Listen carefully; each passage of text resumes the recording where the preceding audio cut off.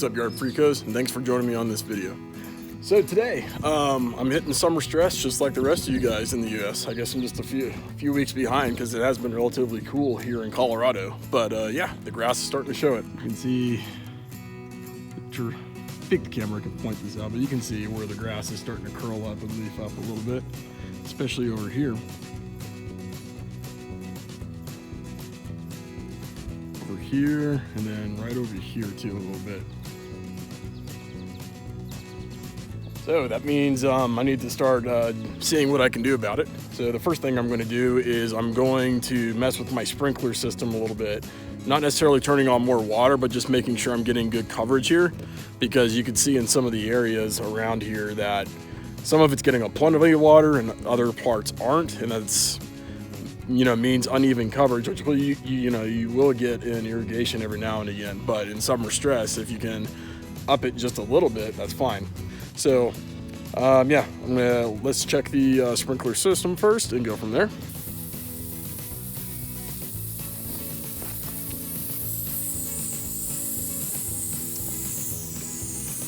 I'm not sure if you can see it with the camera or not, but what I'm trying to do is see how my sprinkler is getting the water in kind of slow motion down the yard here. I'm just checking to make sure it's still going where I want to, because you know sprinkler heads will shift on you every now and again. So looks like I'm getting pretty good coverage.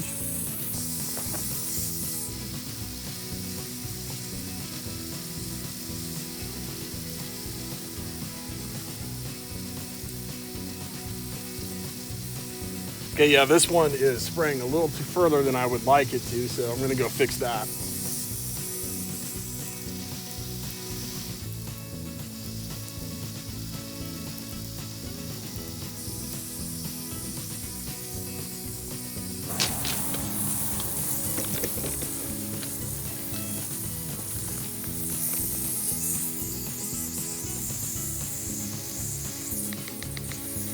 And this one's fine.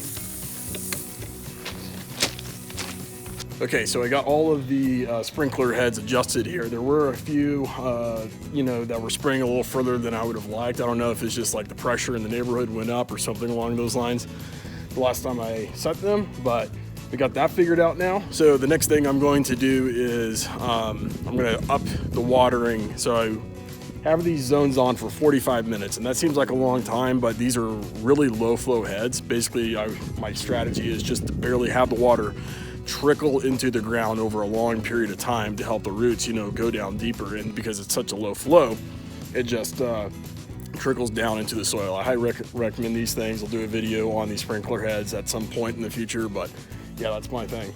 So the next thing I'm going to do, since I'm doing it for 45 minutes, I think I'm going to turn it up to an hour, and that should probably help. I think we'll see. If it doesn't help if I turn it up to an hour, then I'm just gonna, you know, let the grass stress out and probably go dormant for the rest of the, you know, until fall comes back, just because I don't want to, you know, waste all, you know, get a whole bunch of water going just for, you know, a little bit of benefit when I can just, you know, leave it alone and do its thing. Okay, now that I've got the irrigation adjusted and ready for the summer heat, the last thing I'm gonna do is, you know, when you have a stressed out a heat-stressed lawn, you gotta, you know, basically baby it. And by that I mean is, one, don't give it fertilizer. I'm sure everyone knows that. Just don't give it fertilizer in the summer, okay? You can give it iron, which doesn't help it grow, it just helps it stay green. But don't give it any nitrogen, don't give it any potassium, don't give it any phosphorus. Just let it do its thing. Because the last thing you want, you know, when the grass is, you know, basically begging for help and saying, I need to take it easy, you don't want to give it a sugar rush and basically force it out. So that's the first thing, no fertilizer. The next thing I'm gonna do though is, instead of using my Honda mower, you know, which is just a rotary mower, I'm gonna be using my reel mower, my Fiskars reel mower today, because that's another way that stresses the plant out, is if you mow it with the rotary mower, you know, basically even with sharp blades, you're essentially just ripping the tips off of the grass blades, and that, especially in a stressed state, can help introduce disease, fungus issues, things like that. Whereas with the reel mower, obviously it's basically a scissor action. You basically just cut the tips of the blades off, and that gives the grass less of a stressor when you're mowing the yard. So that's what I'm gonna be doing. I'm gonna be using the Fiskars reel mower today to, give the grass a break, and I'll probably be doing that for the next few weeks. So with that said, let's get started.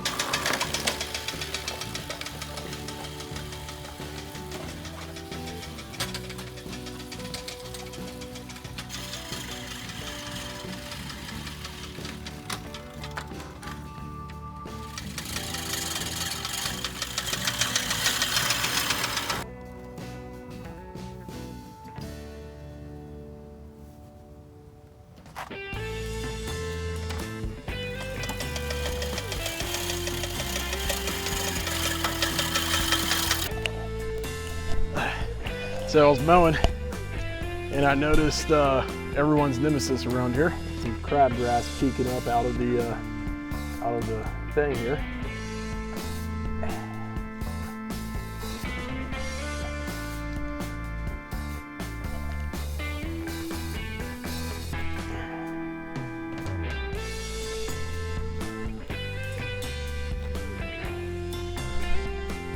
A bit more here.